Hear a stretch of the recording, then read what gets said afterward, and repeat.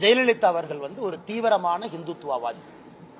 யாராவது அதிமுக நண்பர்களுக்கு சந்தேகம் இருக்குன்னா 1995 ஜஸ்டிஸ் ஜே.எஸ். வர்மா உச்சநீதிமன்றம் ஹிந்துத்துவாவை பத்தி ஒரு தீர்ப்பு உச்சநீதிமன்றம் கொடுத்திருக்காங்க. அந்த தீர்ப்புக்கு பிறகு அந்த தீர்ப்பை இன்னும் யாரும் ஆராயல. Last standing verdict on Hindutva 1995.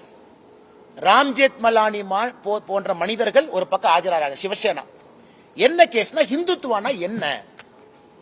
ஒரு தலைவர் தேர்தல் களத்துல ஹிந்துத்துவான்னு சொன்னா அது மத பிரச்சாரமா இல்லையா? ஹிந்துத்துவானா ஒரு மதமா? ஹிந்துத்துவானா ஹிந்துவா? இதுதான் கேள்வி. இது உச்சநீதிமன்றத்தில் ஒரு பெரிய டிஸ்கஷனுக்கு பிறகு ஒரு சரித்திர தீர்ப்பு கொடுக்கிறாங்க 1995. அதை ஏடிஎம்கே இருக்கக்கூடிய தலைவர்கள் ஒரு முறை அதை டவுன்லோடு பண்ணி படிக்கணும்.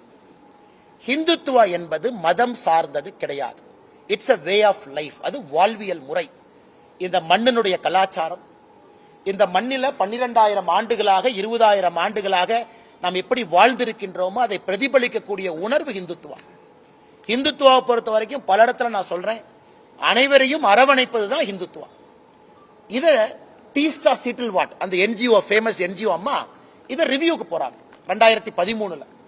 சுப்ரீம் கோர்ட் ஹிந்துத்துவா தீர்ப்பு தவறு பண்ணிருக்கீங்க, அது ஹிந்துத்துவா உங்களோட இன்டர்பிரேஷன் தப்பு, அதனால இந்த தீர்ப்பை மறுபடியும் நீங்க ஆராயணும் சுப்ரீம் கோர்ட் போகும் பொழுது சுப்ரீம் கோர்ட் 1995 தீர்ப்பை ஆராய மறுத்து விட்டார். இன்னைக்கு இந்தியால 1995 உச்ச நீதிமன்றம் கொடுத்த தீர்ப்பு ஹிந்துத்துவாவை பத்தி, அதுதான் இன்னைக்கு பைபிள், அதான் குரான், அதான் பகவத்கீதை. அதை வச்சுதான் நான் பேச முடியும். ஹிந்துத்துவா என்னை பொறுத்த உங்க ஹிந்துத்துவா என்ன? நல்ல கேள்வி.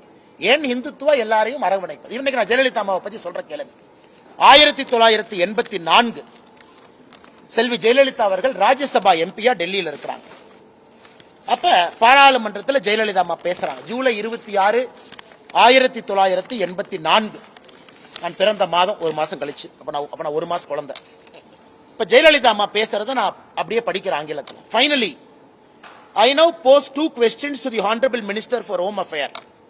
Will the center consider placing Jammu and Kashmir under governor rule? Why delay Jammu and Kashmir being integrated with the rest of the Indian Union? Why not bring it under the purview of the Constitution of India in conformity with all other states of Indian Union? அதாவது 1984 July 26 article 370 எடுக்கப்பட வேண்டும் என்று பாராளுமன்றத்திலே பேசிய ஒரு தலைவர் செல்வி ஜெயலலிதா. இன்னைக்கு அனைத்து இந்திய அண்ணா திராவிட முன்னேற்ற கழகம் அவங்க ஸ்டாண்ட கேளுங்க. 370 பத்தி உங்க ஸ்டாண்ட் என்ன? ராமர் கோவிலை பத்தி அம்மா ஜெயலலிதா அவர்கள் national integration council meeting November 23, 1992 பேசுறாங்க.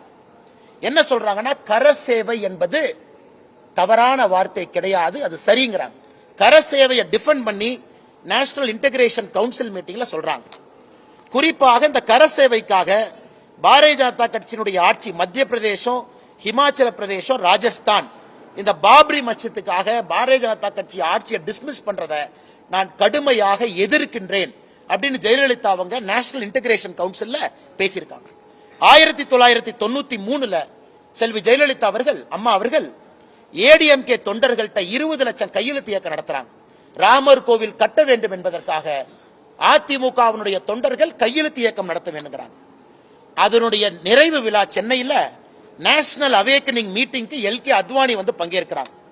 2003 பத்திரிகையாளர் ஒரு கேள்விக்கு பதில் சொல்றாங்க, ராமர் கோவில் இந்தியால கட்டலினா பாகிஸ்தான்ல கட்டுவோம். ஆனா இன்னைக்கு அந்த கட்சியினுடைய தலைவர்கள் என்ன சொல்றாங்க, முட்டி வலி அதனால ராமர் கோவிலுக்கு போக மாட்டேன், இடுப்பு வலி அதனால போக மாட்டேன். அதனால இதெல்லாம் கம்பேரிசன் பண்ணி சொல்றேன்.